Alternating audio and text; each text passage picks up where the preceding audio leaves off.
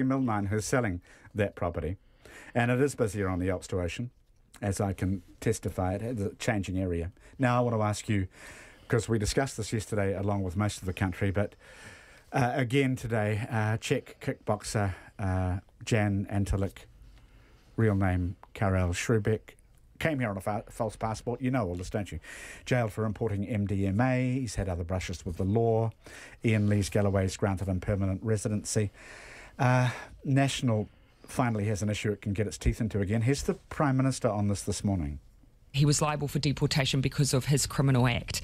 Now, that has obviously caused the Minister to be in a pretty difficult situation around the call that he's made. He's said that it was a very difficult decision. Should it have been a very difficult decision from what you know about this? Well, from what we know, it should have been quite a straightforward decision. I think what's more interesting is what we don't know.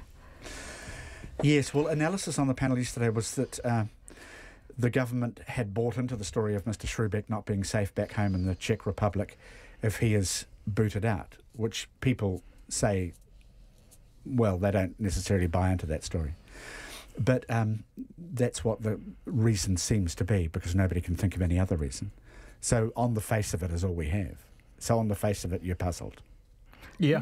Okay. And not only that, you'd think there's a lot of people applying who could say pretty similar things, that if they return to their country, you know, I'm sure that people trying to get asylum are all saying that if they went home, their lives are in danger. And this is, I just think, give this guy's Lawyer of the Year. It's just the chutzpah to apply for residency from jail when you arrived on a false passport and you've been importing drugs and hanging out with a motorcycle gang. And then there's this hilarious sentence in the minister's letter to the guy: I trust you'll use this opportunity to make a positive contribution to New Zealand. And it's hard to know what that trust is based on. Well, it's the last chance, isn't it? National Party Justice spokesman Mark Mitchell says he's very serious about considering going to the Czech Republic to get to the bottom of Mr. Šrubek's past, which would need a media contingent as well. Of course, he can't be expected to go alone. No. And the National Party did make 100 of these sort of decisions themselves when they were in power. So it's not that this is an unusual thing for a minister to go against what looks like an obvious situation. So, on the basis of what you've just said, do we need more knowledge of the inner workings? Because there have been, as you say, any number of quite heartbreaking cases on the face of it where people have been booted out of New Zealand. Yes, who need kidney support and all sorts of things. Or when a local community badly wants them to stay and they get all sorts of testimony, but they're gone anyway. I guess the issue's privacy issues. Yeah, but obviously in some of these cases the privacy issues would cheerfully be waived. Oh, yes, I don't that's know. true. It's that's just, true. Would you want a kind of consistency that maybe you don't see now? Yeah, a consistency of transparency or a consistency of decision. Or both. Something like that. Yeah. People are saying that sometimes the petrol discounts that you're referring to, Raven, coincide with an increase in price the next day. Yeah. Oh, well, exactly. That would totally make sense. It is very good to have both of you on the panel. Raven Cant, thank you. Nice to see you in person Lovely too. to see you. And Delwyn Stewart, thanks Delwyn. And good luck with the job. Thank Checkpoint you. fellows.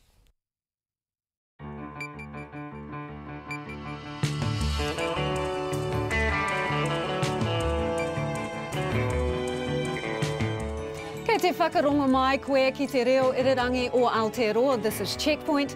I'm Lisa Owen. On tonight's program, a 6.2 magnitude earthquake steadily shakes the North Island. We bring you reactions from the epicentre, as well as the moment the quake interrupted Parliament.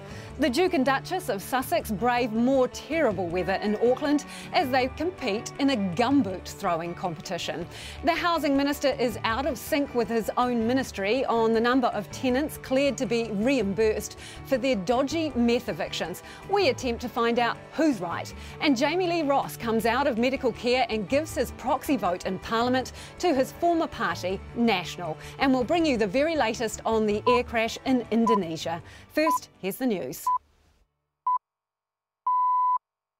RNZ News at 5. Kia ora, good afternoon. Ko Katrina Batten tēnei. A deep 6.2 magnitude earthquake that hit 25 kilometres south of Taumaranui has been felt strongly across the country. GNS Science says the tremor, which lasted about 30 seconds, was felt from as far north as Auckland right down to the Bluff. The duty seismologist for GNS, Lara Bland, says it was felt so widely because of its depth and central location. In that area, we've got the Pacific plate going underneath the Australian plate. And what that means is that when those earthquakes happen in that depth, the energy travels really well up that plate, diagonally upwards towards the surface. And what it means is the energy is really efficiently transmitted. So people on the surface feel these quakes very well. Lara Bland says there'll be aftershocks, but not as many as with a shallower quake like the 2011 Christchurch disaster.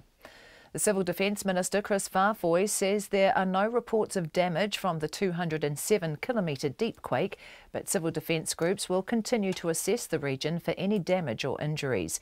He's warning people to be on alert for any aftershocks. We know that after there's a decent quake, there was a decent chance of aftershocks, so just be prepared for that. I think people might be a little nervy, and I think that's understandable, but again, it's just those basic safety messages of being prepared, and if there are some more, then drop covering and holding to make sure that they can look after themselves. The Civil Defence Minister, Chris Farfoy. The Mayor of the Ruapehu district, Don Cameron, says the quake was widely felt throughout central New Zealand, but he hasn't received any reports of damage either. In Whanganui, they felt it very strongly. The Army rang us to see if there's anything they could do to help, because apparently, at least for 30 seconds, there was some quite vigorous shaking in Waiouru. In Raitahi, had a phone call actually from a wife who was working in a theatre there, and they exited it because of the noise rather than the shaking. There was so much noise. Paul Restel from Rorimu, a half-hour drive south of Taumaranui, says the consistent long shaking was unlike anything he'd felt before. It wasn't like, a normal earthquake. It was very consistent. There wasn't any sort of big rise and then, slow tapering off aftershock or anything like that. It was just almost a consistent rolling. So, yeah, it's a new one for me.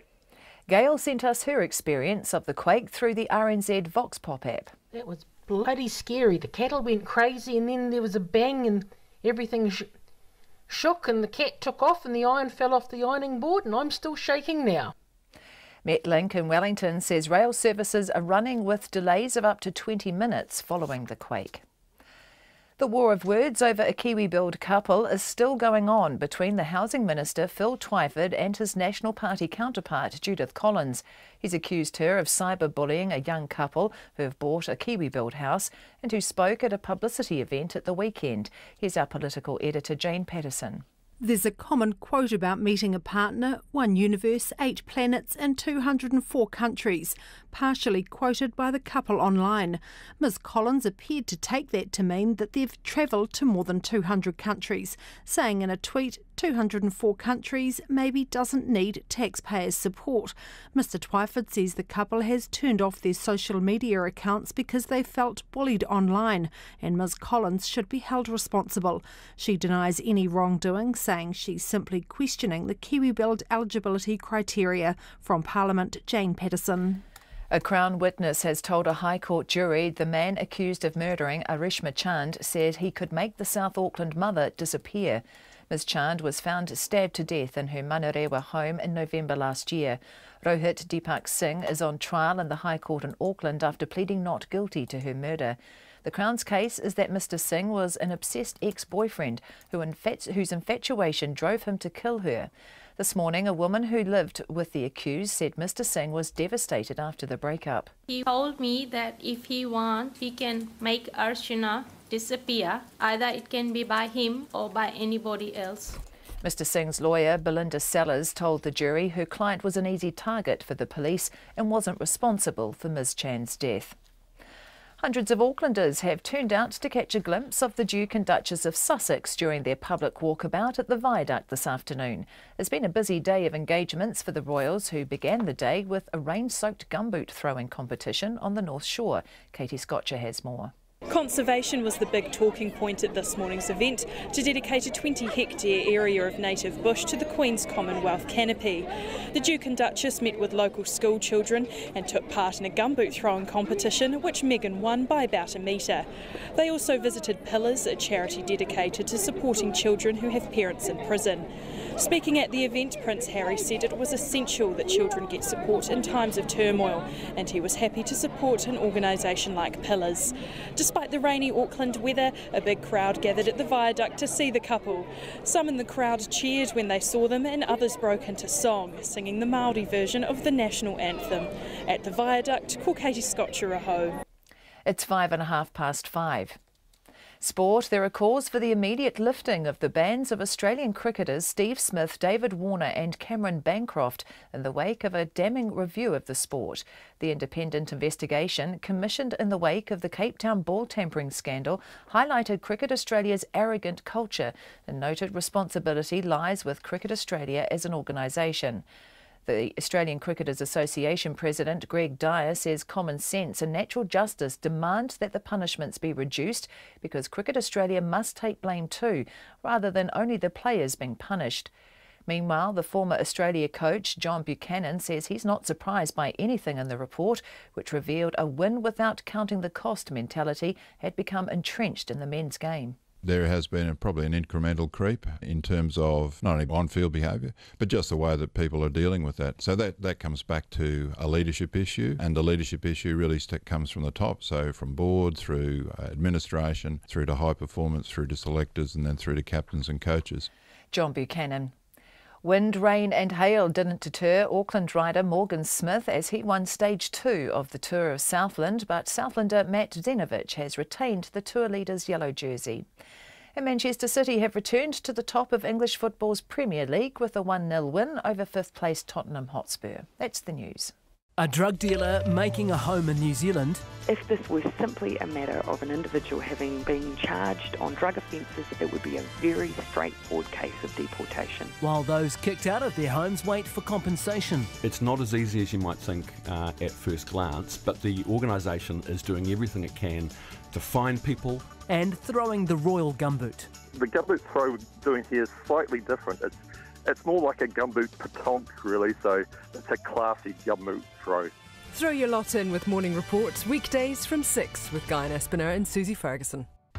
Then on 9 to noon, the distressing dental condition that affects 1 in 6 children and what's being done to understand the cause.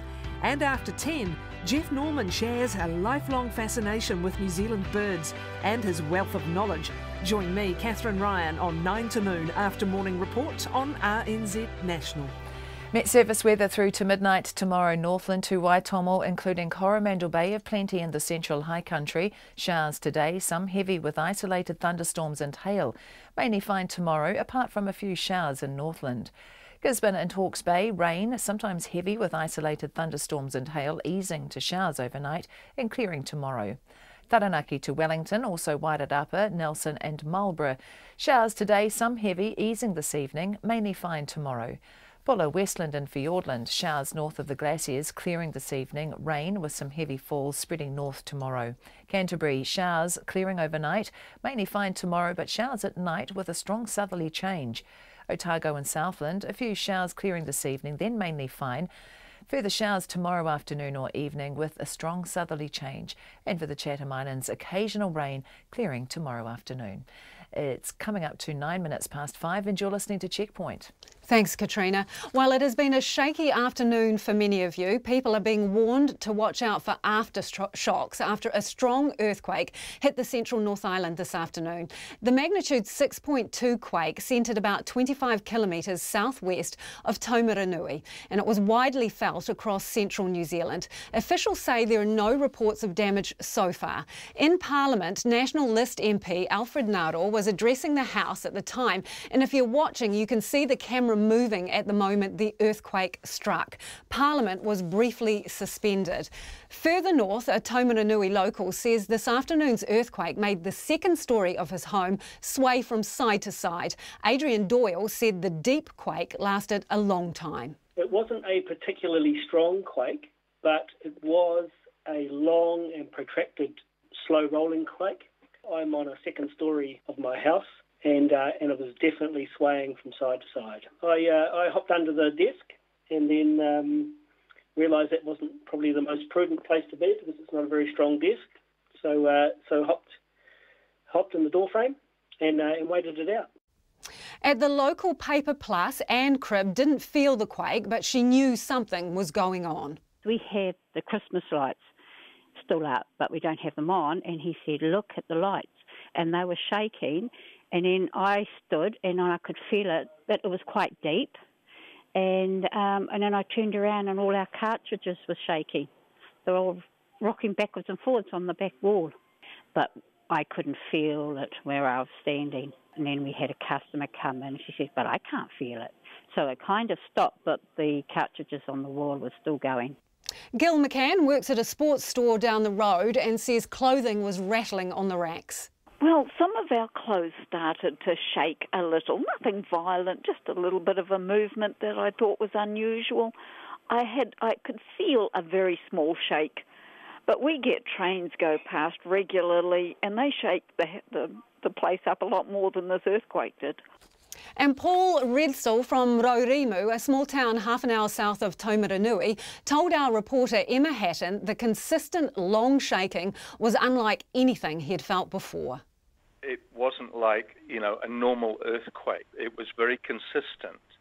And, the rolling and the motion of it was very consistent. There wasn't any sort of big rise and then, slow tapering off aftershock or anything like that. It was just almost a consistent rolling. So, yeah, it's a new one for me. So what could you see? Were things moving in your home or outside? Yes, we're surrounded by forests, so I kept an eye out on some fairly tall kahikatea trees just to see if they were moving, but there was no movement in the forest outside, and things like lampshades and bits and pieces were just wiggling.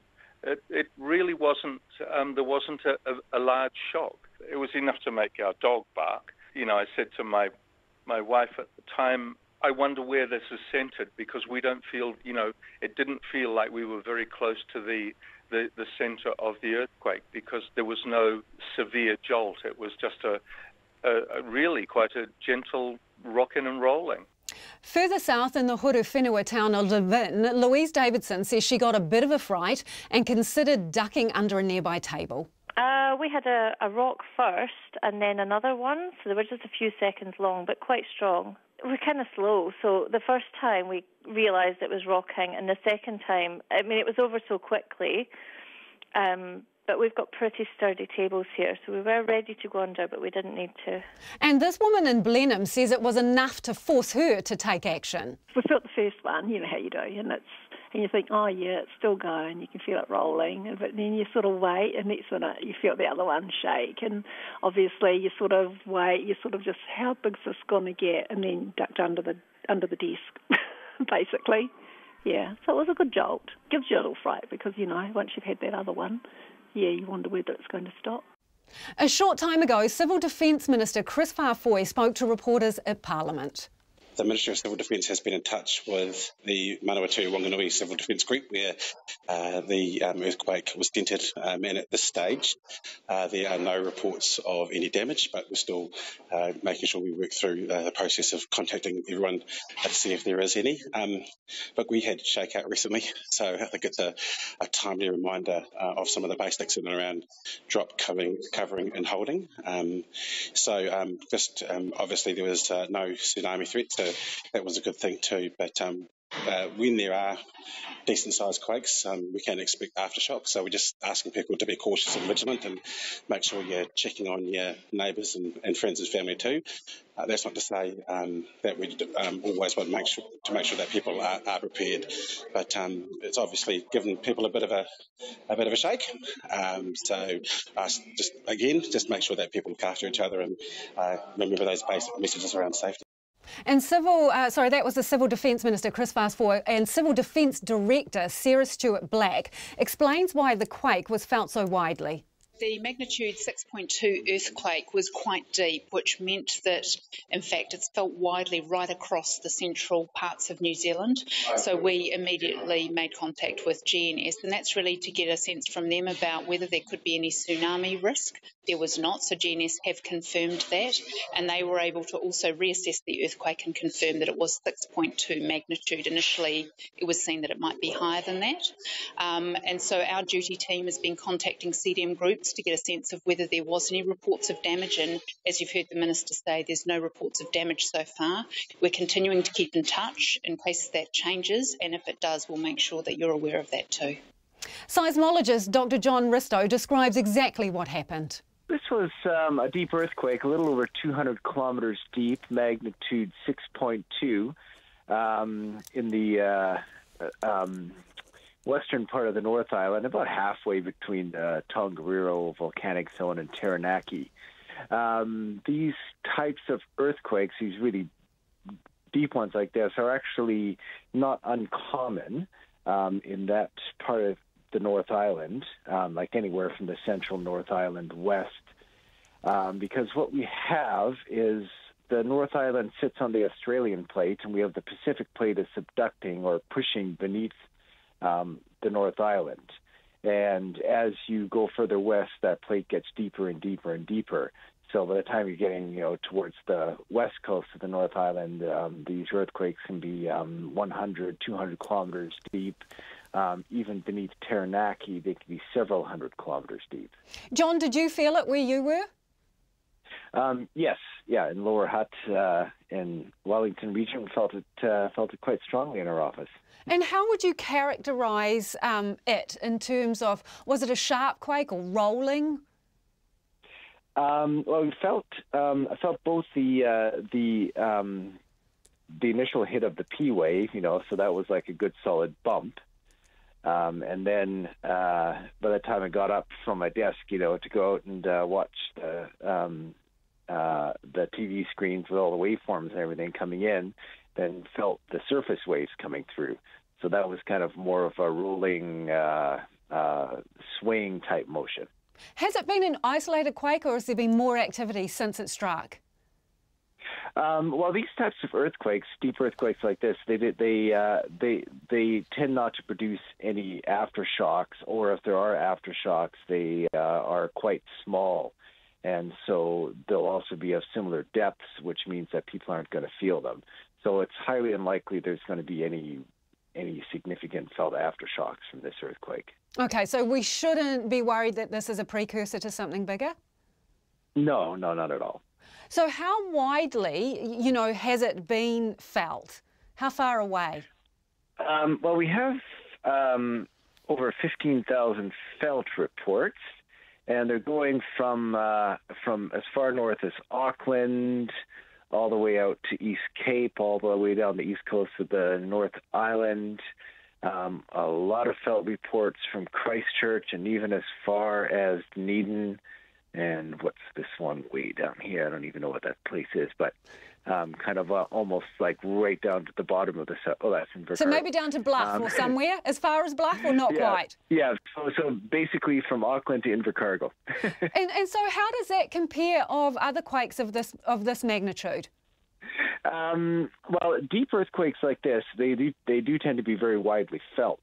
They're typically not felt close to the epicenter. Like if we looked at where the felt reports are, there are very few that are actually close to the epicenter. And what happens is that when earthquakes are deep, the seismic energy, it leaves the epicenter and it spreads out from the epicenter. So by the time it gets up to the surface, it's actually traveled quite far from the epicenter. So you tend not to feel it directly over top, but you feel it at quite at a really far distance away. Now, to actually get really strong felt reports as far as Christchurch, that's a little bit unusual. So that's so why might that be the case then, if it's unusual? Well, yeah. What happens? Okay, so you get these earthquakes that are deep. So as I talked about, the Pacific plate is pushing beneath the Australian plate that we're sitting on. And when that energy hits the boundary of the two plates, it travels very efficiently up along the plate towards the surface. And so this earthquake, it also, with the way the energy was radiated from the epicenter, may have just been, was probably just ideally oriented so that the energy was propagating directly towards Wellington and then as far south as So it got a good run on, well. in layman's terms, it got a good run on in terms of the flow on effect. Yeah, How long did it last for, roundabout? Well, I was probably feeling it for, probably a good 30 seconds anyways. Truth be told, John, was it enough to make you get under your desk? Actually, no, I got up from my desk to go to the media room where we have the TV screens to look at it. So you didn't get under your desk? You didn't stop, drop and hold? Yeah. No, exactly, yeah. I did the wrong thing. Well, we'd love to hear from you if you felt the quake. What was it like in your part of the country? Pretty scary, I imagine. You can text us on 2101 or you can tweet us at Checkpoint RNZ. We're also on Facebook and at Radio NZ, rnz.co.nz/checkpoint. Let us know what you felt and how rough it was. Well, Housing Minister has given his personal assurance that 200 of the Housing New Zealand tenants evicted over flawed meth tests will be paid compensation by Christmas. But the Minister's own figures clash with those supplied by Housing New Zealand. The first headache for Phil Twyford is to have Cabinet approve a rule change so the tenants can be reimbursed without the lump sum payments resulting in a cut to their benefits or allowances. Housing New Zealand has revealed that so far no cases have been completed, meaning no one has been assured they will be paid anything. But that clashes with Phil Twyford's assurance that 200 people are already in line for a payout. So Checkpoint set out to clarify the situation. Welcome to the Housing New Zealand Management of Methamphetamine Queries line. An agent will be with you shortly.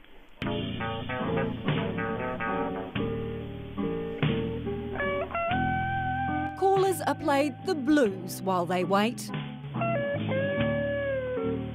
Thank you for calling the Customer Meth Inquiry line. All of our agents are currently on another call.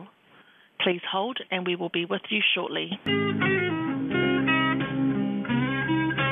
Now, some of the evicted tenants worry they could be on hold long term after Checkpoint revealed a rule change is needed. Otherwise, benefits or allowances could be cut because any compo they're due would count as a cash asset.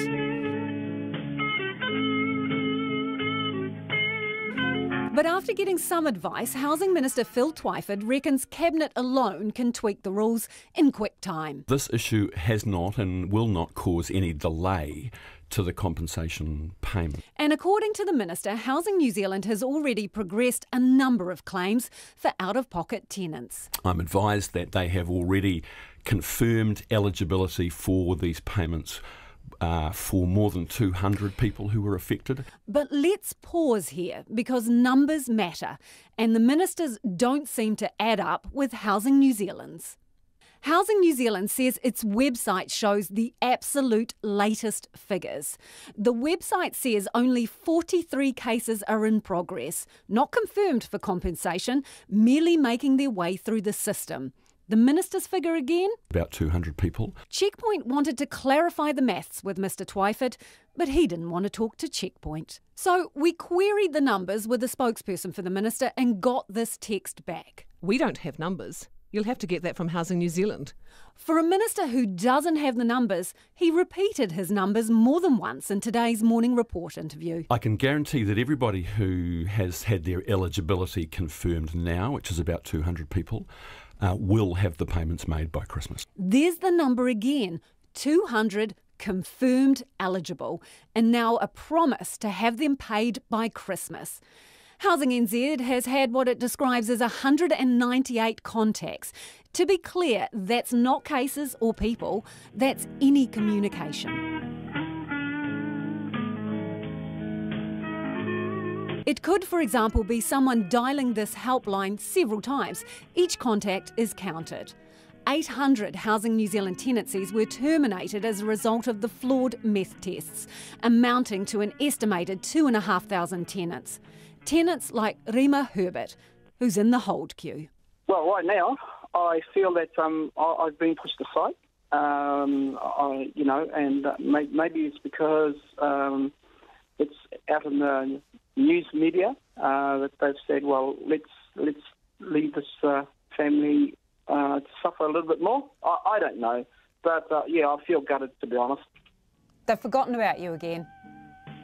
Yeah, that's what I feel right now. Thank you for calling the Customer Meth Inquiry Line. All of our agents are currently on another call. Please hold and we will be with you shortly. Well, the Minister Phil Twyford also featured in another story today. Allegations of online bullying against a young couple who've bought a Kiwi-built home have exploded at Parliament today. The Housing Minister Phil Twyford and National's Judith Collins have gone hammer and tongs over the couple who have shut down their social media accounts, telling the Minister's office they felt bullied. Ms Collins has been drawing attention to questions about the couple's finances, but denies any wrongdoing. Here's our political editor, Jane Patterson. The government never misses an opportunity to publicise its flagship Kiwi-build scheme, and last weekend was no different. The Prime Minister welcomed 18 Auckland families to their new Kiwi-build homes in Papakura on Saturday. One couple, Darren Jane and Fletcher Ross, told media they'd given up hope of finding a house on the open market. Mr Ross said getting a Kiwi-build house was like winning lotto. I think the stress of buying a home in general the process is quite stressful, but for something that was new, it was actually quite easy for us to follow the steps. There was a lot of help and resources that were there for us to follow. But since then, there have been questions about why a graduate doctor and a marketer are getting a taxpayer subsidised house. There's a common quote about meeting a partner: 1 universe, 8 planets and 204 countries, partially quoted by the couple on an online post. Judith Collins said in a tweet, 204 countries maybe doesn't need taxpayer support. Phil Twyford said the couple have felt targeted online. I think for a senior member of Parliament like Judith Collins to be cyberbullying a young couple who have just bought their own home, their first home, because she disagrees with the Kiwi-build policy is disgraceful. Ms Collins rejects any allegation of bullying behaviour. No, not at all. Absolutely false, and that is really false. What I have said is that there are eligibility requirements, and I think every New Zealander who is paying taxes would want to know that $2 billion of taxpayer funding in the last budget is going to people who are in need, not to people who have lots of choices in life. She says Mr Twyford himself has to take some responsibility. He is the person who put this young couple up as poster children for the Kiwi-build home. There are plenty of other people he could have targeted and used, and these are young people who certainly other people have gone on. They've found about their personal circumstances, certainly not me. I have certainly never gone into their social media or anything about them. Phil Twyford says he's happy to debate matters of policy. That doesn't justify victimising people on the internet and essentially inciting victimisation of a young couple who have just bought their first home. They didn't sign up for that. I happen to know that young couple have taken their social media profiles offline. They feel bullied. In Parliament, Mr Twyford justified the top Kiwi-build income threshold of $180,000 for a couple. The bands between household income of $80,000 to $180,000 have experienced the biggest drop in home ownership in the last decade, more than low-income families and more than high-income families. What's more, that income demographic contains half of all families with children. His Labour colleague Grant Robertson made sure the response to the couple was also part of the debate. Was it the Minister's expectation that the first families who would move into Kiwi-build homes would be the subject of a disgraceful cyberbullying campaign, and would he expect anyone who did that to apologise? I never expected that the first Kiwi-build home buyers would be the subject of a disgraceful online bullying campaign. About 45,000 people have registered on the Kiwi-build website, but Mr Twyford says the number who have actually been through pre-qualification is between 2,000 and 3,000. He's also confirmed a change in policy. Originally, the plan was that homeowners would have to wait 5 years before selling a Kiwi-build home. Now it's 3. The couple were not available for comment today. From Parliament for Checkpoint, Jane Patterson. Indonesia has deployed underwater beacons to trace its black box recorders and uncover why an almost new plane crashed minutes after takeoff. The Boeing 737 MAX, with 189 people on board, crashed after takeoff from Jakarta Airport yesterday on an internal flight to the western city of Pangkal Pinang. It's been reported the aircraft had prior technical issues the day before the crash. The ABC's Indonesia correspondent Anne Barker has this report. There have been distressing scenes as families wait desperately for news of loved ones missing on flight JT610. At Pangkal Pinang Airport, where the plane was heading, one man collapsed in grief and had to be helped by paramedics. Authorities, including Brigadier General Bambang Suryo Ali from Basarnas, Indonesia's search and rescue agency, have all but confessed there's no hope of finding anyone alive. There are no survivors, he says. The victims we found, there are only body parts. None of the parts are whole. And it's been hours already, so it's likely all 189 passengers have perished. There were gruesome scenes too at Jakarta's main port, where search and rescue workers have brought ashore personal belongings and debris found floating on the sea a few kilometres off the coast. Among them, clothing, bags, passports, and most heartbreaking of all, a tiny pair of shoes, almost perfectly intact and neatly placed together. Its owner was possibly one of the two babies on board the missing 737. Brigadier General Suryo Ali says many of the passengers are likely still inside the fuselage. I predict there are still many victims inside the plane, he says. Basarnas needs to find the position of the wreckage as soon as possible. Search and rescue crews are now working 24 hours at the site of the crash. Divers from Basarnas, police and the military were in the water all night. The search and rescue boss says his crews have sighted the tail of the plane underwater but are yet to locate the fuselage. We're prioritising the search using our Navy vessel, which is capable of working all night. The Lion Air plane was only 8 months old. So new, its technology allowed ground staff an advanced ability to track its path in detail until it vanished from radar. But they're yet to establish the nature of the technical difficulties the pilot reported minutes after takeoff and whether they were the same problems picked up after a flight from Bali the day before. It's the first fatal crash for Lion Air in more than a decade, though the airline has a history of accidents and safety concerns. President Joko Widodo has ordered an immediate inquiry into the crash, but until the plane's flight recorders are retrieved, it's impossible to know whether the crash was the result of technical problems, pilot error or bad weather. And that was Anne Barker there from Jakarta.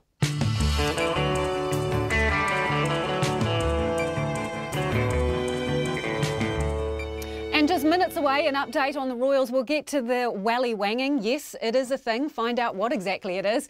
Also, why Jamie Lee Ross is giving his proxy vote to a party he's been expelled from. And we would love your feedback. Don't forget, you can text us on 2101 on the text. You can tweet us at Checkpoint RNZ, Facebook us, Checkpoint, or email checkpoint@radionz.co.nz. But first, here's Katrina Batten with the headlines.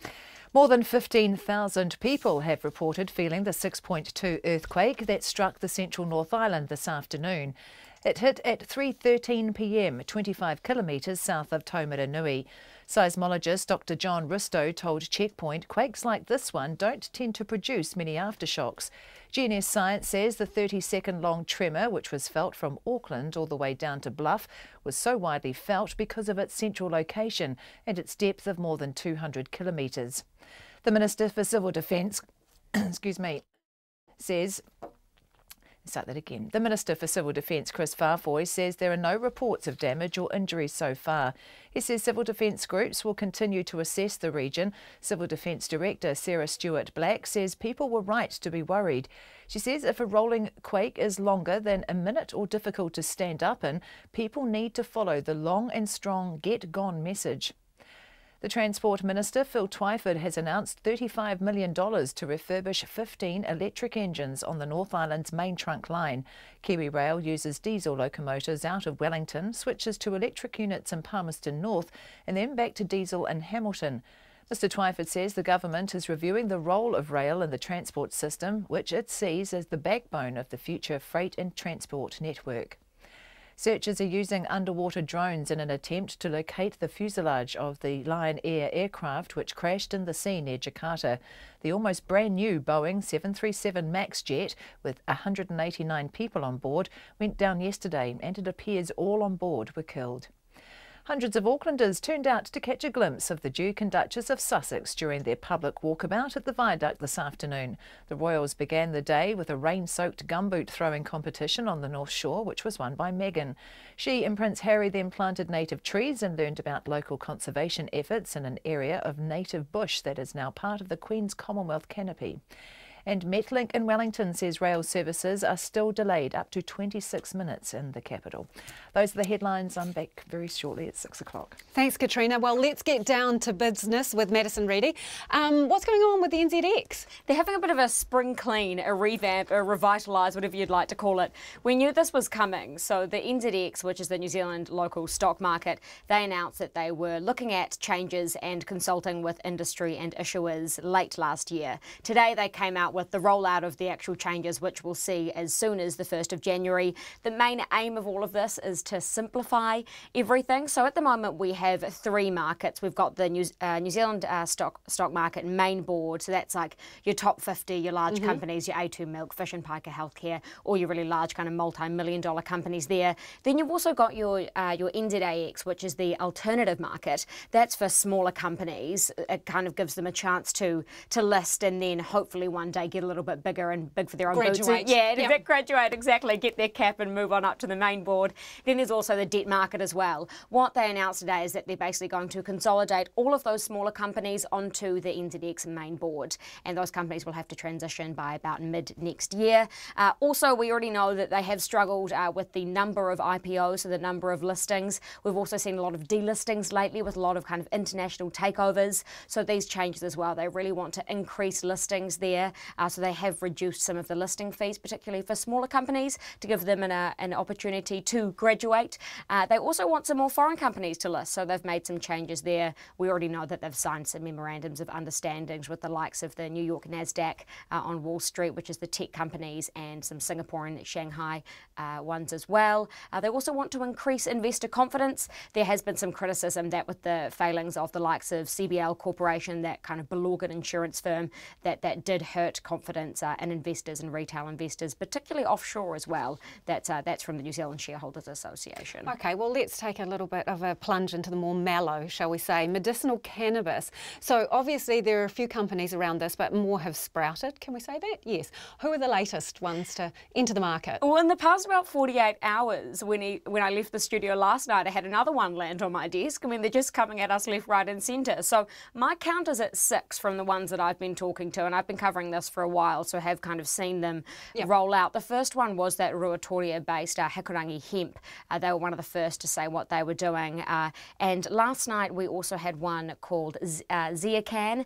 They're seeking $20 million in investment, which is a lot of money. They say that they need that to build 2 greenhouses in Auckland, also do some research with the Auckland University of Technology up here too.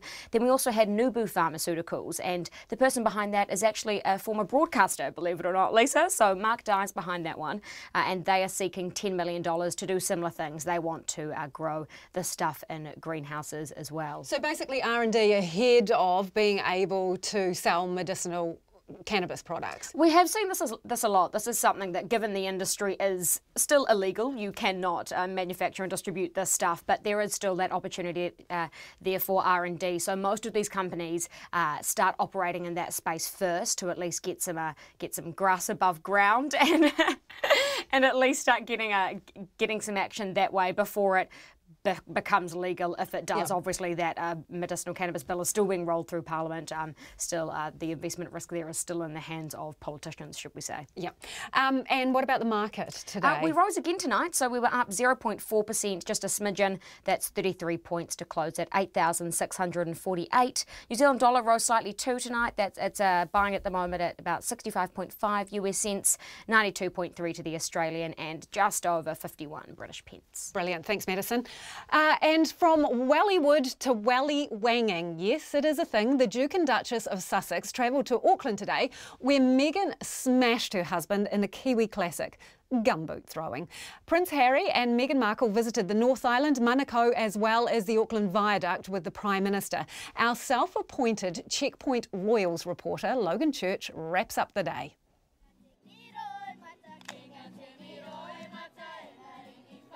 It's day 3 of the royal tour, and the royal couple have spent the day roaming the city of sails. Bad weather seems to be stalking the Duke and Duchess's every move in New Zealand, and today was no exception. But that didn't stop them getting their hands muddy with local school kids on Auckland's North Shore. The couple went out planting trees, both dressed for the outdoors. This was done on land they dedicated today to the Queen's Commonwealth Canopy, a network of forest conservation programs at North Shore Riding Club. But the real excitement was the big competition of today, gumboots throwing. Harry's blue-spotted gumboot sailed a few metres, but that was quickly beaten by his wife, whose throw sailed past his by a good metre. 11-year-old Sione Nafahu, who was part of the Prince's team, gave us his match report. We were working as a team, cheering for them, and it was really fun. Nelson Pole, also 11, praised Meghan's gumboots throwing technique. Her technique was really good. She put it actually high, so the wind actually pushed it a little bit to the left, but overall her technique was really good. Before the royal pair left, they were given presents, including baby gumboots for their unborn child. Getting back into their white BMW, the royal pair raced south to visit Pillars, a charity that works with the families of prisoners. At the charity's South Auckland head office, they, along with Prime Minister Jacinda Ardern, were taken on a tour of the organisation. The Duchess was handed a bunch of flowers by a young girl, who was so starstruck she then ran away behind a chair. Prince Harry tried to say hello to her, but she quickly dashed around the legs of nearby media. 4 awards were also presented by the Duke and Duchess to young adults. Pillars founder, Verna McFellin, says she's over the moon. It's surreal, quite frankly. I haven't even got over it yet. What an amazing thing. I was just sort of looking and my goodness, the Duke and Duchess are actually sitting here with us. I thought that was absolutely incredible. It's been an incredible, incredible day. The royal duo then went out to Auckland Viaduct with the Prime Minister, meeting fans as well as Auckland Mayor Phil Goff. Presents came left, right, centre, from a small elephant toy to what appears to be a jar of Marmite. This evening they'll be attending a reception hosted by the Prime Minister. Then, tomorrow, it will be on to Rotorua. The weather, for a nice change, is looking good. On the royal tour for Checkpoint, call Logan Church, Chennai. That is dedication to the cause from Logan Church. The MP for Botany, Jamie Lee Ross, says he's given his proxy vote in Parliament to his former party, National. He tweeted that he appreciated the messages of support he's got recently and said he was grateful for the care he received at Middlemore Hospital. He says he remains on leave based on medical advice. I spoke to Otago University law professor Andrew Geddes and asked him why Jamie Lee Ross would give his vote to a party he's been expelled from. Jamie Lee Ross has always said that he's a National Party man at heart. He claims his problem is with those who are currently in the leadership of National rather than with the party itself. So I suppose from his point of view, he thinks of himself as a National Party MP in all but name, so why wouldn't he vote for them? Technically, though, who gets to decide how his vote is used? Well, having offered his proxy, it's then for the National Party to decide whether to use it or not. That'll be a call for the National Party whip, so when the votes are called, it'll be up to them to decide whether they want to announce Jamie Lee Ross's vote alongside their own. Does it make sense when this is a man who's kind of pitching himself as an independent, who is going to speak truth to the National Party, as he's previously said, to hand his vote back to them? That's a good question, probably for Jamie Lee Ross. As I say, his claim the whole way through has been that he remains loyal to the National Party as an institution. It's just there are people within it, he says, are doing wrong things. So once again, I mean, from his point of view, how else would he vote in the House if not alongside the party he says he believes in? Do you see any master plan here? Anything more complicated than this? Well, it does appear the way that he's worded his letter that he's trying to say that by voting with National, he won't be distorting the proportionality of Parliament. Of course, that's the trigger that exists under the party-hopping law that would enable the National Party to kick him out of the House. So one thing he might be trying to do is avoid having National use that law to kick him out. Unfortunately, this won't work because the Supreme Court has said that under the party-hopping law, it's not how you vote that counts, it's whether you are a member of the party or not. The very fact he's not a National Party MP costs National things like money in the House. It also costs them seats in select committees and so on. And so those things in themselves are enough to use under the party-hopping law, irrespective of how he votes. So none of this would prevent the National Party from saying, OK, we've said we wouldn't use it, but now we're going to. We're going to invoke the waka jumping legislation and kick you to touch. None of this would prevent that from happening.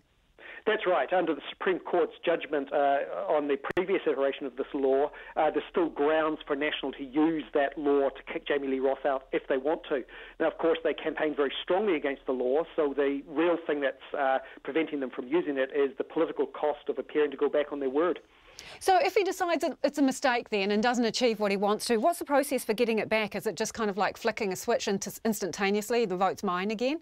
Yes, he can remove his proxy at any time. I mean, it's his vote to decide how to be used. What he said at the moment is, I give it to National to decide how to use. If he changes his mind, he just tells them, look, I want it back, and then he can cast it. Of course, to cast it, he'd have to be actually in the House himself. Now, when that will happen, we just don't know. So, until he turns up, back for work, he can't use it anyway? So he can't use it himself unless he's actually in the chamber to cast it. A court has heard the man accused of murdering Arishma Chand told a friend he would make the South Auckland mother disappear if he wanted to. Ms Chand was found stabbed to death in her Manurewa home in November last year. Rohit Deepak Singh was charged 3 days after her death and is standing trial in the High Court in Auckland after pleading not guilty to murdering her. Our court reporter, Annika Smith, has been following the case and filed this report. On the second day of the trial, Mr Singh's lawyer Belinda Sellers told the jury he didn't do it. Rohit Singh was not the person who killed Ms Chand. Obviously, the police and the Crown have developed a theory, and it's a detailed theory, and it points to him. But the defence says it's quite wrong. Ms Sellers said the 42-year-old was an easy target for the police and asked the jury to be open-minded throughout the trial. All Mr Singh asks is that you keep an open mind, that you treat him fairly, that you treat him as each of you would want to be treated if it were you sitting there. Yesterday, the Crown opened its case against Mr Singh, painting him as a jealous ex-boyfriend whose obsession drove him to kill her. Crown prosecutor Claire Robertson said he became infatuated with Miss Chand while they were in a sexual relationship in 2016. Their relationship ended that same year, but Miss Robertson said Mr Singh wouldn't let her go, stalking her, sending her flowers, and even getting a picture of Miss Chand's face tattooed on his chest. This morning, the Crown's first witness, Sharoon Deo, who lived with Mr Singh, told the court he was devastated after the breakup. He was upset and heartbroken. And just so we're clear, you say he was upset. How did you know he was upset? He looked sad and he always discussed his relationship with me, so I knew that he was upset. She went on to tell the court he told her he'd park in Miss Chand's street and watch her house, and even paid someone working in a garage across the road to keep an eye on her.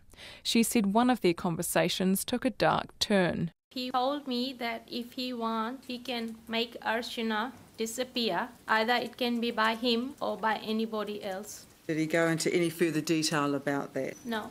When cross-examining her, Belinda Sellers asked if she was sure Mr Singh said anything about hurting Miss Chand, to which Miss Deo said yes. But is it correct that you didn't think he really meant them because you saw him as a kind and gentle person? Yes. Miss Deo told the court when the pair were in a relationship they seemed happy and in love. She went on to agree with Miss Sellers' propositions that Mr Singh was a kind and gentle man who liked looking after people. The Crown is set to call more than 60 witnesses during the month-long trial, including emergency personnel, forensic experts and Miss Chan's parents. Atuiti ko te mātua ko Annika Smith-Aho. Angela Merkel, arguably the most powerful woman in Europe, is calling it quits. Today, Germans are digesting the news that after almost 13 years in office, their Chancellor is stepping down. And while the announcement was a surprise, they have 3 years to get used to the idea, as it won't happen until 2021.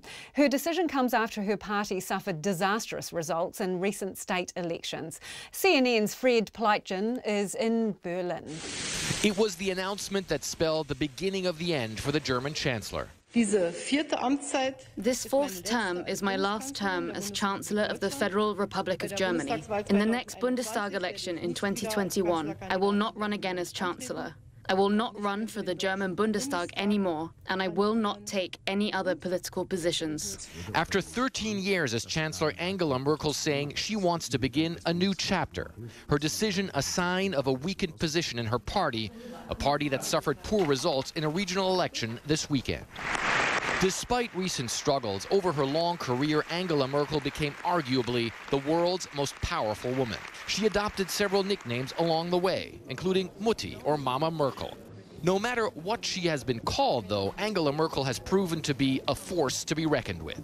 She grew up in East Germany under its communist regime, studying to be a scientist. But after the Berlin Wall fell in 1989, she threw herself into the world of politics, working to reunify Germany after the Cold War. She had a knack for toppling those who underestimated her. Her mentor, the formidable Chancellor Helmut Kohl, used to tease her for her provincial manners. And yet, within a decade, she was calling for his resignation as he faced allegations of corruption. By 2005, she'd become the country's first female chancellor. Ich will Deutschland dienen. Known for being pragmatic and understated, though some found her indecisive. Early on, she was criticized for being slow to act and reticent to speak out. Merkel showed her resolve in 2015 when she allowed more than 1 million refugees, most fleeing from Syria's civil war, to cross into Germany. It was initially applauded by many Germans, but later heavily criticized by those who believed Germany was overburdened. Merkel's answer to her critics was, "Wir schaffen das, we can manage." It was a decision that has come to define her political career. Merkel is one of the longest-serving leaders in Europe. She's worked alongside 3 U.S. presidents, 4 British prime ministers, and 4 French presidents. Under her leadership, the country has grown prosperous and powerful. But Angela Merkel has also challenged Germany to open up and shoulder more responsibility for global problems. As she prepares to step down in 2021, Germany will need to decide if its new leader should continue down that path. And that was Fred Pleitgen with that report. Armed with signs, songs and faith, about 1,000 Christians gathered at Parliament today to demand the name of Jesus be put back into the parliamentary prayer. When he was appointed, the Speaker, Trevor Mallard, removed references to both Jesus Christ and the Queen from the prayer. Christians are determined that their Saviour's name be included. Our reporter, Katie Doyle, attended the protest and filed this report.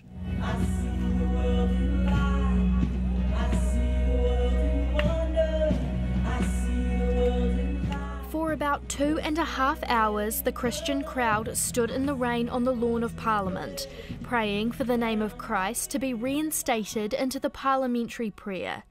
When he made the decision, the Speaker said he wanted to be more inclusive, but the protesters say he's done the opposite. The event organiser, Ross Smith, says New Zealand has a Christian heritage that he doesn't want erased. It's a legacy. It's the principles and the values that are in this nation are based on our Christian Judeo roots. We don't want that dismantled or destroyed. Mr Smith says members of other religions he's spoken to support his cause. So, for instance, the Muslims come in and they say, listen, don't take the name of Jesus Christ out. Where's the integrity in that? Because once you do that, then what God are we talking about? So others, people coming in, expect us to uphold our values and stick by them. Yeah, they actually appreciate that.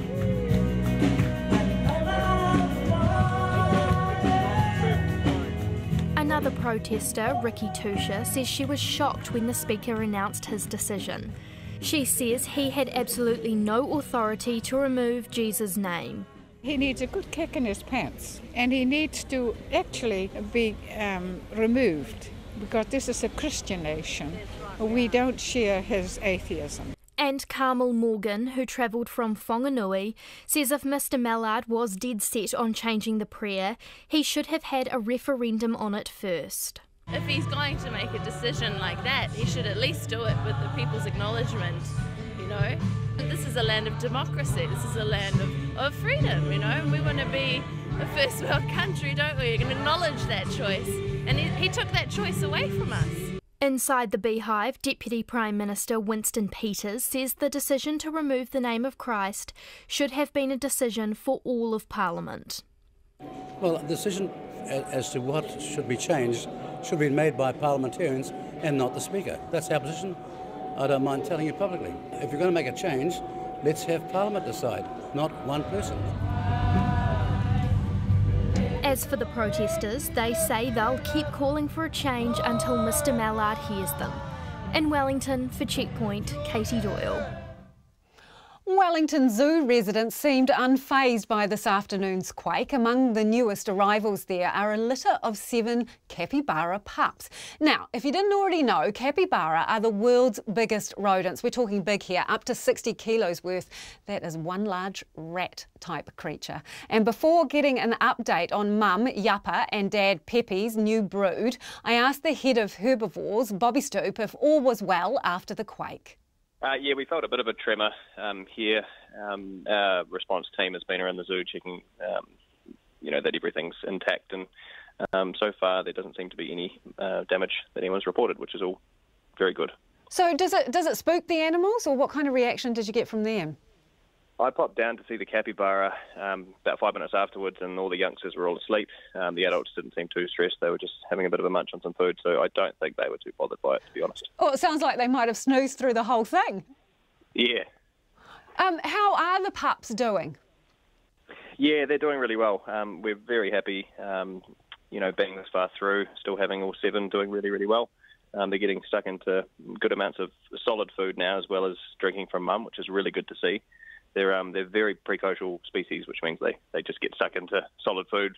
They become very independent very quickly. So the more of that they can eat, the less pressure it is on Mum, and the happier we all are. Is there anything as cute as a capybara pup? I've looked at them, they're gorgeous, aren't they? I've been astounded at the cuteness of these youngsters, to be honest. So it's really blown me away. Now, Dad is Pepe, isn't that right? Pepe? That's right, yes. Now, I understand that Pepe and Yappa, the mum, that they got together through like a zoo matchmaking service. Is that right? Yeah, so a lot so of like Tinder for animals, Bobby. Yeah. A lot of our species have, we have plans in order to, coordinate the genetic diversity of the populations that we've got in zoos. So that was how that all worked out with young Pepe and young Yappa. So Pepe came down from Auckland Zoo, and he's been getting on really well with Yappa ever since, as we can see. So the pups, can you tell their personalities yet? It's a little bit early to tell that for sure, because they're all sticking together in quite a sort of a tight-knit group. But in saying that, we are getting some that are proving to be more adventurous than others, some that are proving to be a little bit more, shy and timid than others. So there's quite a variation in size as well. We've got some really, really big little units and some much more sort of slight ones. But certainly they're all looking very bright and full of life, which is brilliant. Hey, given that it's such a big litter, and I understand that's quite unusual, they're all kind of, well, they're redheads, aren't they, Bobby? These babies, they're kind of... Yeah. Yeah. What, do you reckon one of them might be a Harry? I don't know about that yet. We until we've determined any genders, we'll hold off any names at this stage. And so, how do you come up with the names? It'll just depend on how we go from that. They're quite difficult to sex at this stage to determine genders. So once we've gotten to that point, we can cross the bridge of the challenge that is naming 7 young capybara. We only thought we were going to have 3, so now that we've got 7, it's going to be a little bit more of a task. And time now for a bit of your feedback on KiwiBuild. Blair says first KiwiBuild home buyers must have been vetted. Surely this couple are a political football. Now this is the reference to allegations of bullying on social media over this couple. Some people think their income was too high to be getting a KiwiBuild home in the ballot.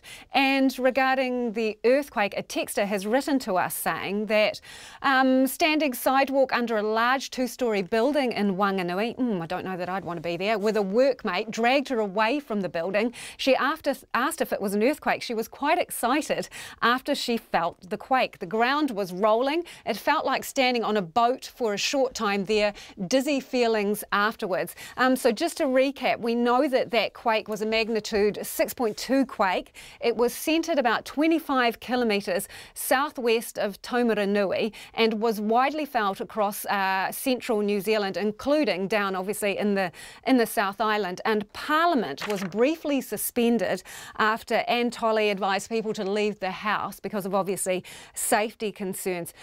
Chris Farfoy has spoken this afternoon, warning people to watch out for aftershocks.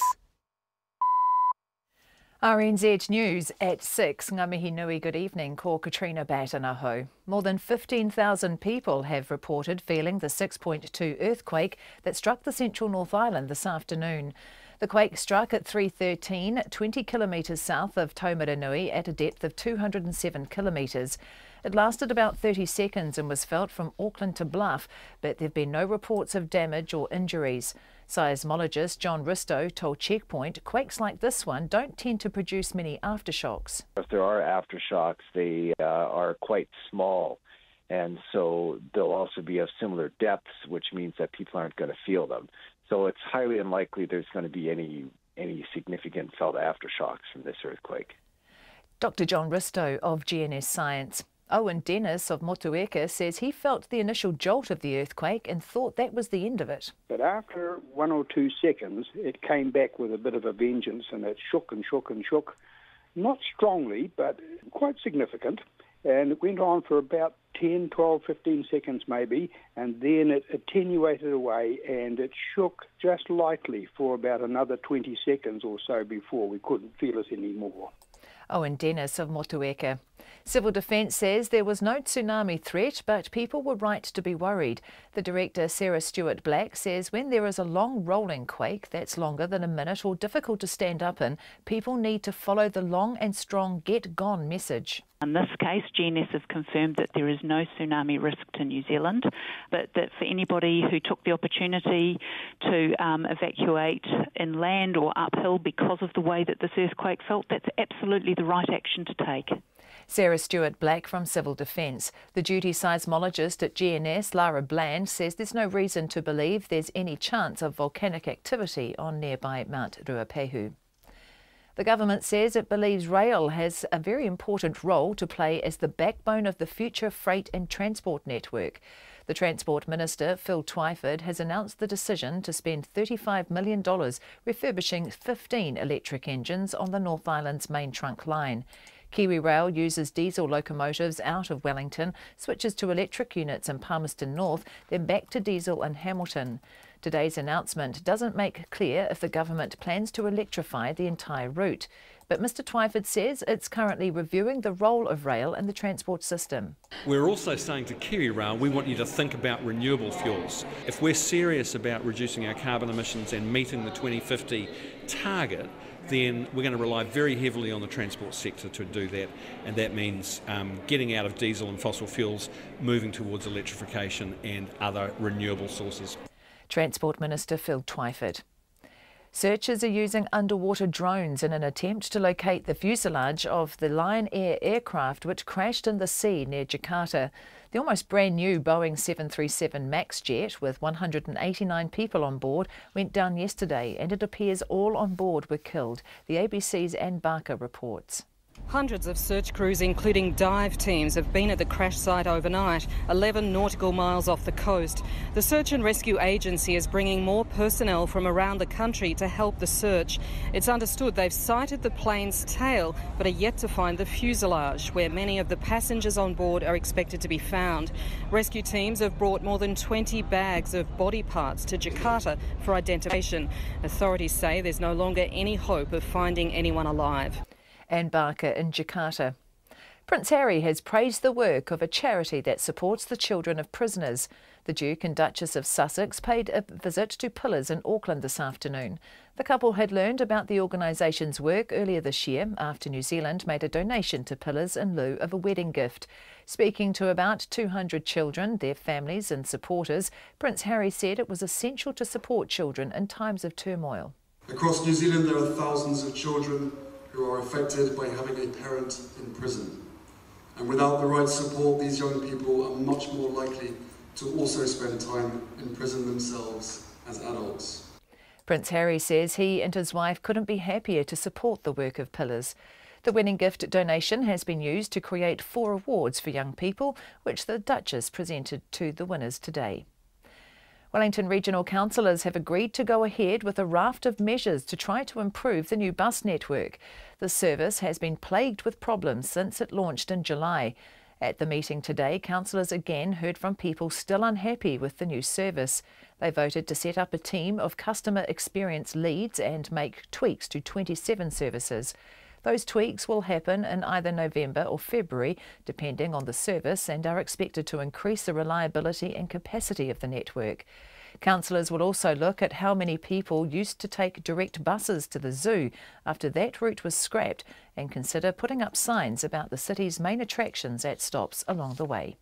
It's 6:05. Sport, not having a match in almost 2 months, Te Toiroa Tahuroarangi is confident he won't be rusty when he gets a rare starting opportunity for the All Blacks against Japan this weekend. Most of the All Blacks' top squad head on to Britain on Thursday to prepare for the test against England at Twickenham, with the leftovers plus an All Blacks B team left to play Japan. That should mean Tahuroarangi will get to start in what will be just his second test after making his debut against Argentina in September. For me, it's just nailing my preparation, getting the little things right. Yeah, it's been a long time since I played, so I'm a bit nervous in saying that, but excited too. So as long as I can get my preparation right, I should be able to go out there and just pull the trigger, I guess. Te Toiroa Tahuroarangi. The Kiwis duo of Sean Johnson and fullback and captain Dallin Watene-Zelezniak have been added to Rugby League's Golden Boot Player of the Year award shortlist. For the first time, there'll be an award for the best player in the women's game, with New Zealand's Hani Heremi among the nominees. The winners will be announced next week. The Auckland rider Morgan Smith has won Stage 2 of the Tour of Southland, but Southlander Matt Zenovich has retained the tour leader's yellow jersey. And a cricket bat used by Sir Donald Bradman for his own personal autograph hunting during his Test career has sold at auction in Adelaide, fetching almost $120,000. The bat is covered with signatures from cricketers Bradman played with and against. That's the news. Tonight on Nights, Nick Bollinger samples the latest from Kiwi bluesman Darren Watson. There's a window on the world of Sweden, where things were going just fine, until Donald Trump said they weren't. And our native fresh gig Stella McQueen wants to talk about bullies. That's cockabullies to me and you. Super common but unloved. Stella wants to change that. With me, Brian Crump, from After the News at 7 on RNZ National. Met service weather through to midnight tomorrow, Northland to Waitomo, including Coromandel Bay of Plenty and the Central High Country. Showers today, some heavy with isolated thunderstorms and hail. Mainly fine tomorrow, apart from a few showers in Northland. For Gisborne and Hawke's Bay, rain, sometimes heavy with isolated thunderstorms and hail, easing to showers overnight and clearing tomorrow. Taranaki to Wellington, also Wairarapa, Nelson and Marlborough. Showers today, some heavy, easing this evening, mainly fine tomorrow. Bulla, Westland and Fiordland, showers north of the glaciers clearing this evening, rain with some heavy falls spreading north tomorrow. Canterbury, showers clearing overnight, mainly fine tomorrow, but showers at night with a strong southerly change. Otago and Southland, a few showers clearing this evening, then mainly fine. Further showers tomorrow afternoon or evening with a strong southerly change. And for the Chatham Islands, occasional rain clearing tomorrow afternoon. It's 8 minutes past 6 and you're listening to Checkpoint. Thanks, Katrina. Back to the earthquake now that's been felt the length of the country. The magnitude 6.2 quake struck just before 3:15 this afternoon. It was centred south of Taumaranui at a depth of 207 kilometres and was felt for about 30 seconds as far north as Auckland and right down to Bluff, but there have been no reports of damage or injuries yet. We're surrounded by forests, so I kept an eye out on some fairly tall kahikatea trees, just to see if they were moving, but there was no movement in the forest outside, and things like lampshades and bits and pieces were just wiggling. It really wasn't. There wasn't a large shock. It was enough to make our dog bark. I said to my wife at the time, I wonder where this is centred, because we don't feel. It didn't feel like we were very close to the centre of the earthquake, because there was no severe jolt. So I was sitting down and I thought, oh, that was a big truck, and then I was like, no truck just went past, and then I saw our store stock was shaking around, and I asked everyone else if they felt it, and they thought I was nuts, but then they realised it was an earthquake. It wasn't a particularly strong quake, but it was a long and protracted slow rolling quake. I'm on a second story of my house, and it was definitely swaying from side to side. I hopped under the desk and then realised that wasn't probably the most prudent place to be, because it's not a very strong desk.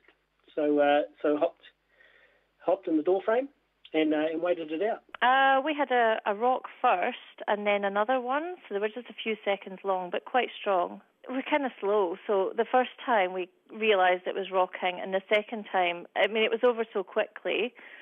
But we've got pretty sturdy tables here, so we were ready to go under, but we didn't need to. Well, John Townsend is a geophysicist, a geophysics professor at Victoria University, and he joins me now. Hi, John. What actually happened today? Kia ora, Lisa. Well, this was a very deep earthquake. As you said, beneath Taumaranui, it's about 200 kilometres depth. And because it was so deep, the waves that it produced spread out over a broad area, and that's why so many parts of the country felt it. But it's an earthquake. We have these earthquakes from time to time. The last big one was several years ago, and they really reflect the sort of internal contortions of the Pacific plate as it gets jammed down beneath the North Island, and it warms up and it's contorted, and every now and again that results in an earthquake like today's. People have said it was rolling, not sharp, but rolling and long. Is that also due to the depth? Well, definitely look, it was a big earthquake, and big earthquakes produce long seismic waves. But depending on where you were in the country, I think you got quite a different flavour of shaking. Some places experienced really very little shaking, around the Bay of Plenty and Hamilton and so on, and even Taumaranui. And other places, including where I am in Wellington, we felt quite strong shaking that went on for quite some time. So it just sort of depends where you are in relation to the earthquake and what sort of rock your building or your location is built on. So you said obviously in Wellington you felt it for some time. Can you describe it in a bit more detail? What was it like? Well, I was in my office and I felt the initial shaking, what we call the P waves, and I thought at the time that felt like an earthquake rather than a gust of wind, and I in fact told a colleague outside my office that that's an earthquake. And then things went quiet for several tens of seconds, I would guess, and then there was quite strong shaking. And I thought it was severe enough that I needed to drop cover and hold, and so I did that. And once I emerged, I started looking into what it was. But it was definitely strong shaking, the strongest we felt here for a while, and I think in different parts of the country it would have been really quite nerve-wracking. Is it unusual for it to be felt so far afield? Well, because it's a deep earthquake, it's felt broadly. So basically, the deeper the earthquake is, as the waves are radiated, they form a sort of sphere that radiates out from the earthquake, a little bit like the ripples that come out of a stone being thrown into a pool. And so the deeper it is, the broader the area that feels it. And different parts of the country felt it to different degrees because the seismic waves had travelled along different paths, and some of those paths enabled the waves to propagate very efficiently, and that meant that when they did arrive at the surface, they caused quite a lot of shaking. And in other parts of the country, like Taumarunui itself, the waves were propagating through quite sort of warm, sticky rock, and that caused them to lose their energy along the way. And so even though some places were closer to the earthquake than, let's say, Wellington or even Christchurch, they felt much less shaking. At least the shaking was weaker, even if it went on for quite some time. Did we get any warning? Was there any sort of activity before it hit? No, you very seldom get warnings ahead of earthquakes, unfortunately. They just come, and then once they're finished, we tend to have aftershock activity. In this case, the aftershocks will mostly be quite deep, but they'll go on for some time, and of course there's always the risk of an earthquake in New Zealand, so we always have to be prepared for something that's big. Thank you. That is Dr. John Townend, who is with Victoria University, and he's a geophysics professor. Well, the miserable weather has followed the Duke and Duchess of Sussex to Auckland today, but perhaps the rain was a fitting backdrop for a gumboot throwing competition. It's also referred to as wallywanging. Never heard of it before. But we can tell you that the Duchess shows a little more prowess at the gumboot throw than the Duke. The couple also visited the Pillars charity, which supports children whose parents are in prison. The government donated $5,000 to the charity as a wedding present to the royal couple. This afternoon they strolled around the viaduct with Prime Minister Jacinda Ardern and Auckland Mayor Phil Goff, and are now headed to the Auckland War Memorial Museum for a reception that kicks off at about 7 o'clock. Our reporter Jessie Chang joins us via live view from outside the Auckland Museum. Hi Jessie, how are things looking there?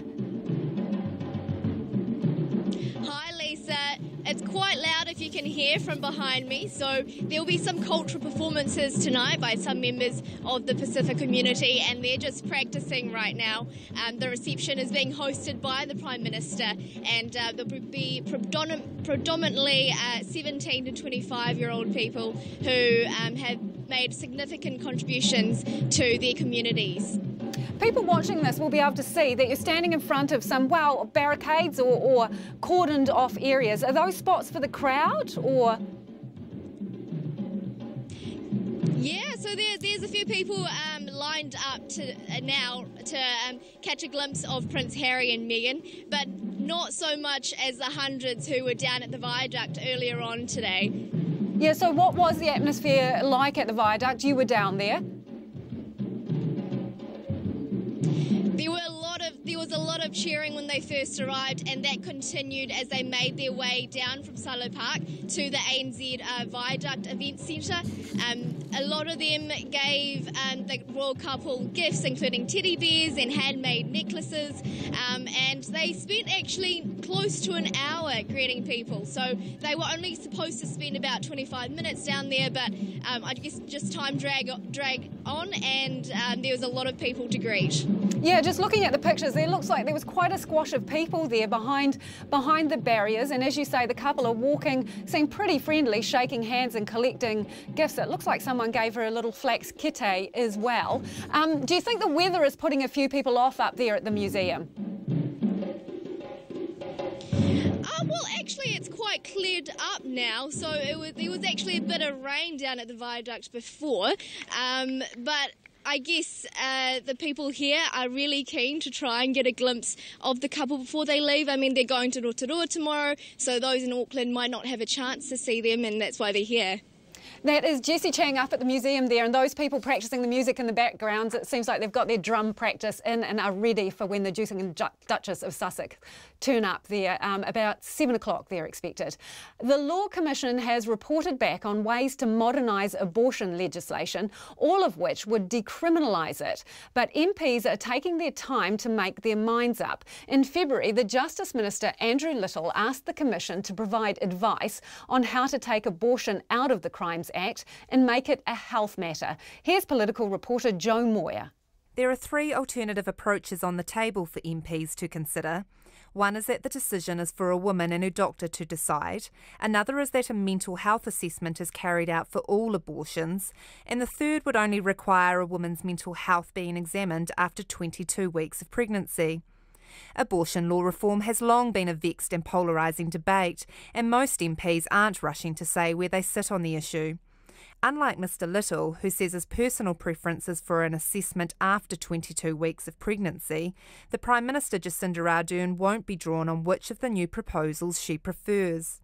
I really want to reserve falling down on an individual option until we really work alongside other parliamentarians to work through how we'll make sure this debate is had. In May, the National Party leader Simon Bridges said he didn't see a case for change, but now he's taking his time with the report and won't say what his personal position is. I'd make the point there's not a lot of urgency about this because Andrew Little's going to take his time before we get to a bill in Parliament that each Member of Parliament will consider, as the saying goes, their conscience on. Green Party MP Eugenie Sage says abortion is a women's health issue and not a crime. The caucus will be discussing their option about having a medical practitioner's report if it's after the pregnancy, it's after 22 weeks. As for Labour MP Opito Williams-Seo, he's planning to support any legislation to the first reading, but wants to hear from his constituents, in particular women, as to what reform they want.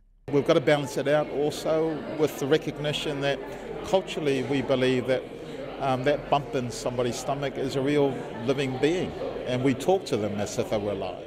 New Zealand First MPs won't be voting individually, and the caucus wants to hear all the submissions before it makes a decision.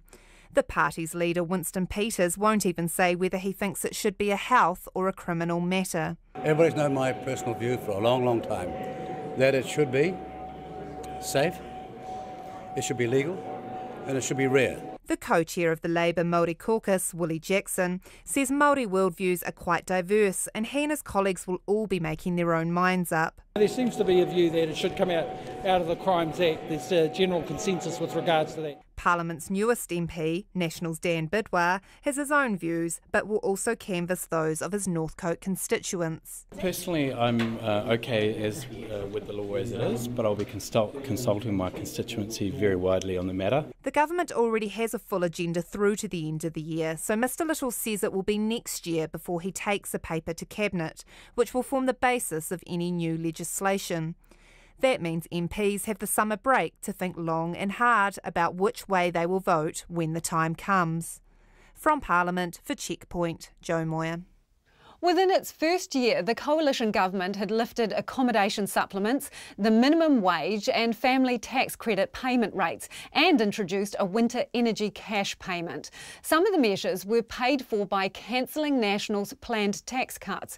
But how much have they really done to improve the lives of those living in poverty? As part of RNZ's One Year On series, Beyond the Beehive, reporter Max Toll and cameraman Luke McPake headed to Fairfield in Hamilton. It's one of the most deprived areas in the country, and they wanted to check out if the situation has changed for people. Yeah, so this used to be such a thriving little shopping area. All the shops are full now, these ones are all closed now. It was more or less a mini little community centre. Some of these places just got robbed beyond belief, so people in desperate situations just did some nasty stuff. So. A recent Oxfam report on inequality found almost a third of all wealth in New Zealand goes to the richest 1%, and that gap between the rich and the poor is only widening. What's the coalition government done so far to address this?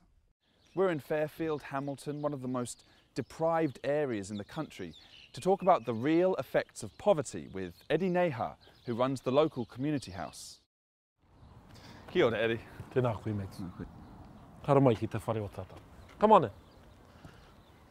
Kia ora, guys. Kia ora. If you asked a young person around here what they want to be when they grow up, and I can probably tell you that 90% of them will tell you, I don't know. Because this community's third, fourth generation beneficiaries, so they don't have a vision. It's a hard neighbourhood, but there's some beautiful people still live around here, and there's still beauty in these young people to try and develop as well. Eddie offered to take us on a ride-along through Fairfield and invited Annie Williams, who has lived in the community her whole life. Annie helps redistribute food to the homeless and others living in poverty. How long have you lived around here? Since I was 8 years old. How have you seen the suburb change in that time? Oh, it's changed hugely. One, there's not as much food around as there used to be. We used to grow a lot of food, of our own. And probably that's why I do the food thing and the food parcels today, because I've seen the need over the years. Yeah, when I was a kid growing up beside Fairfield Park, you could walk past almost every fence and pick to your delight. You know, there was oranges and apples or such and such. All those old fruit trees had gone. So we've taken on the lead from the people in Auckland, where they've set up these kai pantries, where people donate to the pantry, and then anybody can just sort of come along and take what you need. When you talk about those depravity things, you name it, Yep. it's in this community. Yeah. But it's not something that we choose to have in this community. Domestic violence, poverty, those things are issues that fall on top of us, you know, and we're just driven into them. In its first 100 days, the government increased accommodation supplements and benefits, raised the minimum wage, introduced a winter energy payment to help people heat their homes, and increased family tax credit payment rates. But has any of this made a difference for the people of Fairfield? You know, I think we look at governments and we expect them to do more. I have to give the thumbs up to this particular government that's in place at the moment. My first thing that comes to mind is, at least, I think it was during the month of July, everybody got some real cash money in their pockets. Was that the benefit lift? Yeah, that's right.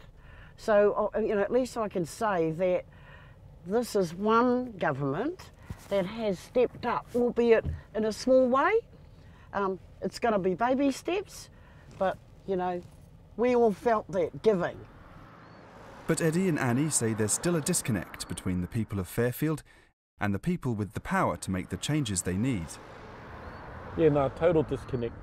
Well, you've got a community here like Fairfield that don't care. They don't care anymore because they live in this situation, and they see that it's the government, you know, haven't done enough, so they've just disconnected themselves. The whānau here don't vote. Their mindset is such that they think, oh, whatever I say, nothing's going to happen. It's a day-by-day survival. You know, keep plodding along. When I need the government, they're only, a lot of the whānau here, their only inroad into government is the Ministry of Social Development in terms of WINS or Housing NZ. That's who they perceive as being the government. If inequality continues to grow in New Zealand, so too will our working poor. We're in Invercargill to meet Alana Clark, a cleaner and a delegate for the union Etu, who works 7 days a week and still struggles to get by. She's the kind of person who will benefit if the government is serious about lifting wages and helping people in poverty. Women make up about 61% of people in minimum wage jobs, and it also tends to be women who have low-paying, often multiple part-time jobs. Do you feel valued as a cleaner? No, not at all. Why? We're expected to work long and hard hours for very little in return. I also feel we're punished by having to pay secondary tax if we work for more than one employer. So you have multiple jobs? I work for 5 employers, so one of them is on the normal tax, but all the rest are on secondary tax. And you know, by the time you take your tax and everything out of your wages, you're left with very little to come and go on. Like, everything keeps going up, and because we're on minimum wage, it's budgeting and making ends meet. It makes it really, really hard. We've got a government that has publicly said it wants to better value professions like yours. What would you like to see from this government?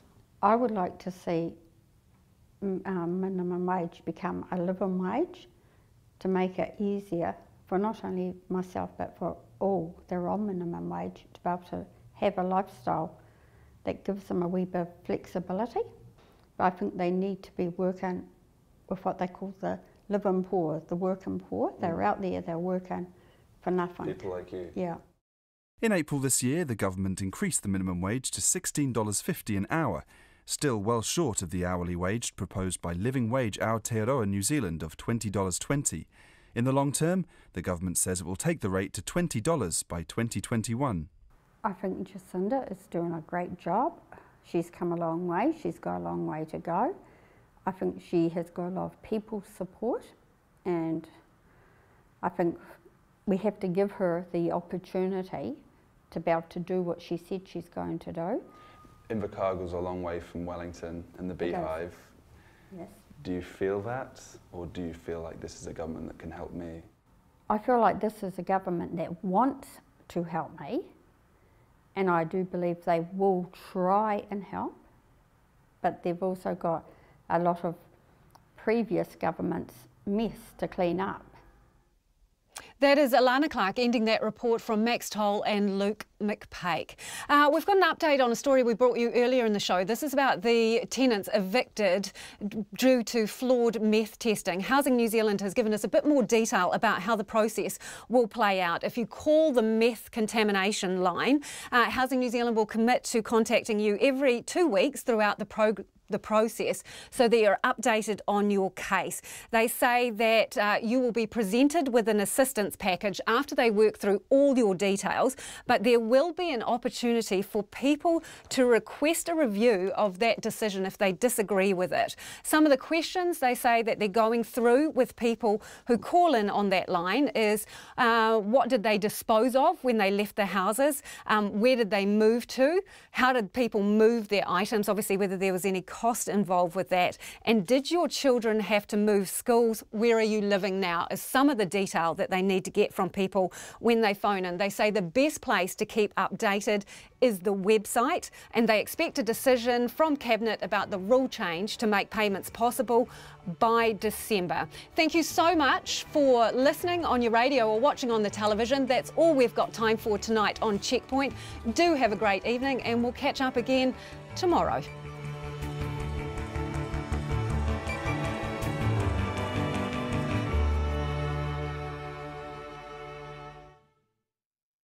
RNZ News headlines at 6:30. More than 15,000 people from Auckland to Bluff have reported feeling the 6.2 earthquake, which hit the central North Island this afternoon and lasted about 30 seconds.